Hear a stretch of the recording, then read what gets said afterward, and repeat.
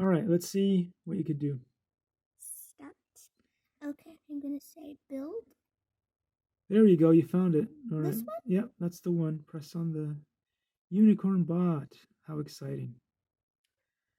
So let's go nice and slow and see what it tells us to do. It's doing some sort of thing. I guess we're gonna have to wait for a little. So you went ahead and what did you do so far? I have already attached the ears and I put the eyes on, and they're basically little stickers and you have to attach them on, and the way that you attach them is the eyelashes go toward the ears, and the front eye part goes toward the snout, or the part where it eats, I guess.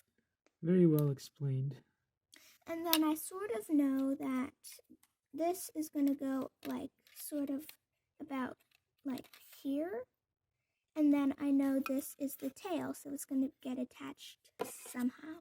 Fantastic. So I think this is what they call the mane, and the other one is called the tail. The mane and this thing finally went in, so in the next video we're going to start assembling. Cool. Thanks for watching, guys. See you in the next one.